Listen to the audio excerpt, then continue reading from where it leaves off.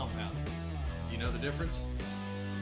Not enough to explain. You know, it's one of those things. Glad you have it here. Anyway, we are going to talk about the difference. Exactly. I'm Mark McKay. And I'm Marcy McKay. Welcome to Sage Smart Solutions. Please join us weekly to learn new and exciting ways to protect your assets and retire tax-free. So, we talked a couple of weeks ago about dollar cost averaging and how the industry tends to throw around terminology that we start. It makes no sense. Well, you know, but we start assuming that people understand, and we don't always give it the proper context. And yeah, I think that's an area where, you know, we talked about how we need to do better about using plain English. Right, not so jargony. But a couple of these terms are critical to establishing your safe money bucket, your tax-free bucket, especially with all the volatility in the stock market today. It's never been more important to figure out the best ways to get your money working for you. And safer, smarter ways. So leverage is one of the more misunderstood things. So we're going to jump into that first. Everybody's banging the drum for compounding. And I just want to say that compounding is not as magical. We want it. We definitely are going to utilize it. But it's pretty easy to get compounding. You're also not getting compounding in some things that you're being told you're getting compounding in. I've confused even just myself now. So anyway, when they talk about the stock market returns and they say this is made an average of 8% or 10%, that is not compounded returns. They may tell you, but that's not how the stock market works. That's how your bank account works. That's how treasury bonds works. That's how dividend paying life insurance works. You get that systematic compounding effect. So we're getting to that a little bit. Right now I want to focus on leverage and why it's so much more important than compounding when it comes to growing your wealth safely, smartly, and efficiently. Okay, Mark. So I know this comes up a lot with potential clients, even clients. I know I still am confused about it. Explain to us, what is leveraging? Leveraging, it really means a lot of different things depending upon the context. So leveraging can either make things safe or it can make them very risky. One key is to, when you use leverage for it to be a safe tool, is to apply it to an appreciating asset. Okay. You get leverage in real estate deals all the time. You know, you move $100,000 and it's controlling $1 million worth of real estate. Well, if $1 million worth of real estate goes down 10% in 1 year, there's your $100,000 gone. Right. So, now you have a basic understanding of how banks make money. Right. So if I go to the bank and have a savings account, I'm going to get less than 1%. So essentially, you're loaning the bank your money, right, for them to use, and then say, and they're turning around and paying you. Let's use 1% for illustration. Okay. They're paying you 1% to have my savings account to be able to hold your money and use it however they want. But then say you come along and want to borrow money. So why would they do that? Because they can loan it out, right, to the guy who wants to borrow money. Right. So say you come along for a car loan, they're going to charge you a lot more than 1% for that car loan, house loan, whatever it is. Even if it's a secure loan like a car or a house, they're going to get 5%. Right. And we're not even going to talk about their credit card department where they're milking your kids for 29%. Right. So essentially, I'm loaning the bank money with a savings account, but then they turn around and loan money to people at a much, much higher rate than 1%. And it as far as the number, it doesn't have to be that much more. It's just they know what that spread is. But the thing that banks are able to do that we can't always do as individuals is, let's say you put $100,000 in the bank. They're going to pay you nothing, and they loan it out. But they also, the next day, they're going to go tap into the Fed funds, and they say, hey, we have this $100,000 deposit, and we're this big secure institution, so loan us they'll go get $900,000 Right. the next day at 1% essentially. So it would be awesome to find another banker besides that traditional banker. But let's think about it. They have access to, very, very cheap money. Right. But they also have access to a whole bunch of people willing to pay 5%. Right. So if they know they can get money at 1% and loan it out to people at 5%, how much of that are they going to do? They're going to do that all the time. As much as they possibly can. So let's see what it looks like on paper. If you put $100,000 in the bank and they turn around and they loan it out for a car at 5%. Right. They know that they're going to make that $5,000 on that $100,000. So the bank's looking pretty good. They've made a 5% return, on a fairly secure deal. But you and I both know that they're not flying their G4 to Scottsdale to play golf on their way to Hawaii because they're getting 5%. Right. Banks are targeting 35 to 40% on this money. You think, well, that sounds way too aggressive. The regulators would not let them do that. Au contraire. They encourage them to do it because that's why they are willing to loan them that money the 9 times, because they want all that money pumped into the economy. So let's say your 100,000 earns them 5%. They then Right. go out and let's say they borrow another $100,000 from the Fed and they loan that out. They're getting the same 5%, but then they got to turn around and pay the Fed the 1%. So they're making 4%. Right. So all they did was raise $100,000. They talked you into letting them borrow your 100,000. Right. They loaned it out and got 5% on it. They borrowed against it. They loaned that out again. They netted 4%.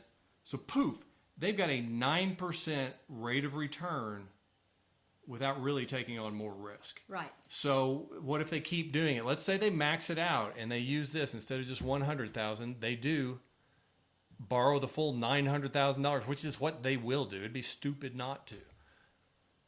So your $100,000 that they borrowed from you Right. is earning them 5%.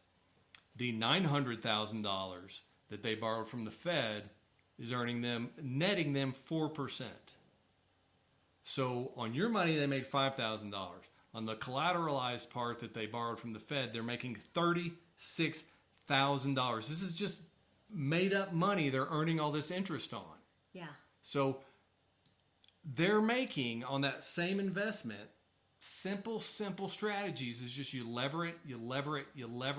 When you have an asset that is going up, it's just math. Right. It's not too good to be true. It's Right. not magic. It's not magic. It's math. And if you don't believe me, let's sit down and break down the numbers. So why do I care how banks make money? Because we can recreate this. We can take a tier 1 asset. And when I say it's a tier 1 asset, when your bank, and I'd be willing to bet that your bank has this type of an asset on its books, not only in their employee compensation plans for their key executives, but as an asset owned by the bank, because it is so secure, because it is so predictable. In a lot of years, it beats most anything else out there. So what we can do is, let's say we put $100,000 into a high cash value life insurance policy. I'm not going to get into the details of exactly how to structure that because I think that needs to be done on a case by case basis. But let's say we put $100,000 into it and we go get our 5%, which is the average that this type of an asset has paid. The next year we can go out and borrow against that and do it again. So just like the banks, let's say our cost of credit, because this is So what you're talking about is teaching people how to become their own bankers. Yes, but we're actually, this is a little more. I mean, it's an oversimplification. Be your own banker. You would take this strategy and just use it to finance all your debt. Okay. And so a lot of these returns, when you see the infinite banking, the be your own banker, you have to say, well, okay, I made 14%, but that's assuming I was paying an interest rate over here. a lot of what we're doing here is just leveraging it. And so because it is such a secure asset, but yes, we are very much teaching people to run their money through this tax efficient vehicle as the primary source for their banking. And we'll get into some details. It works great for doctors. It works great for real estate investors. But we can use this because it is such a secure piece of capital. We can borrow against it for about 3.25%. So like I said, we can go out and the original money's earning 5%. We can go borrow, really quite a bit against it at 3.25%. Okay. So just like the banks, we're making a spread on other people's money. So if we do that, we put in $100,000. That's all we've contributed, and it earns 5%. But then we go borrow against it, and that $100,000 that we borrow earns that spread, earns the 5%. But then we got to pay the lender back the 3.25%, so we net 1.75%. That gives us, on our original $100,000 investment, we make $6,750. Right. Now, we haven't gone into the stock market. We haven't gone into the bond market, because guess what's going to do poorly in a rising interest rate environment? Stock funds and bond funds. Right. You don't want to be in those markets when interest rates are going up. I don't want to be in those markets at all, because you never know. A war can pop up in a country you've never heard of, or there's just so many things that can turn the stock market on its ear. I've always thought the stock market was scary. And it also, we do this 2 or 3 times, and the stock market can't touch those returns, especially since we don't have to worry about, the funny math that Wall Street throws at us with their average returns. If you get in right before the market has a downturn, it takes forever to get back to even. Right. So don't give it back to the stock market. Right. So we take this simple strategy. We're able to take safe leverage of an appreciating tier 1 asset. Our capital, our original investment of $100,000 earns 5%. The money we borrowed against it is netting 1.75%. So right there, we've got 6.75%. And you know what the best thing about it? What? Tax-free. Oh, now that's huge. So if you go into, your S&P 500 that so-and-so told you to go, make the cornerstone of your investment portfolio, that's great. But 2 years from now, when you're trying to decide whether you want to buy, a piece of property, a piece of art, right, a trip, whatever, you think, do I want to give a third? When I factor in my vacation budget with the grandkids in 5 years, do I need to figure out how much I want to send Uncle Sam? Don't take Uncle Sam on vacation. This is tax-free. So it's beautiful. We can give you a checkbook. And that's what and the only thing you're going to think is, I'm going to pay that, but you know what? I'm going to put it back in there as soon as I can, because that's my best earning money.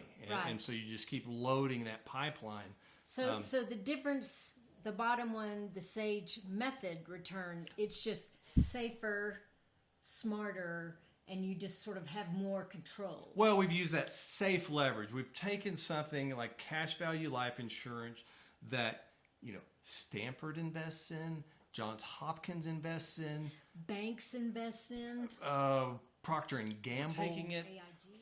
A safe strategy that I think on its own stacks up to most investment portfolios, which would be using a cash value life insurance policy if it's structured correctly. If it's set up for the investor's benefit, not the agent's benefit, then this can be a very powerful tool. But then we're taking this simple concept like leverage, and boom, we're letting that math work. And let's see what happens if we do it. Let's see say we do it like the banks do, and we just max that baby out. So we put in $100,000, and we took this tier 1 asset, and we put it up and established a line of credit for 9 more years. So our $100,000 earns its $5,000. Right. This is each year. But then the $900,000 that we borrowed earns $15,750 Wow. a year.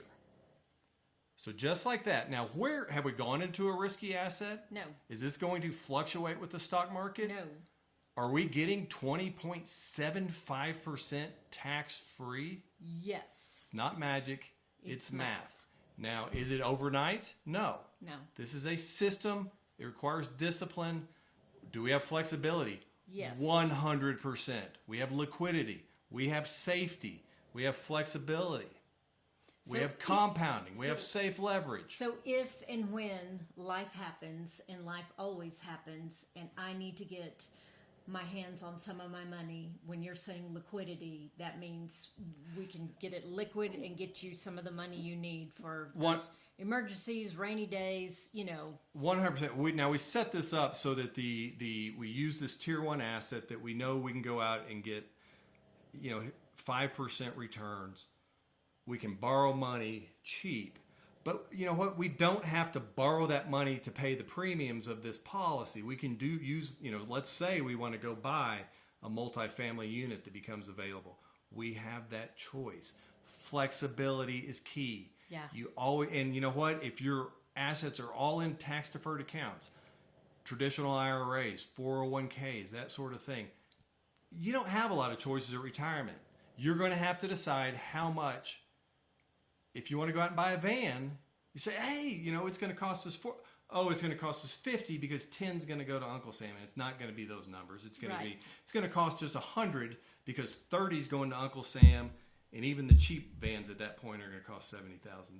So anyway, this is leverage in a nutshell. You take something safe that you can get 5%.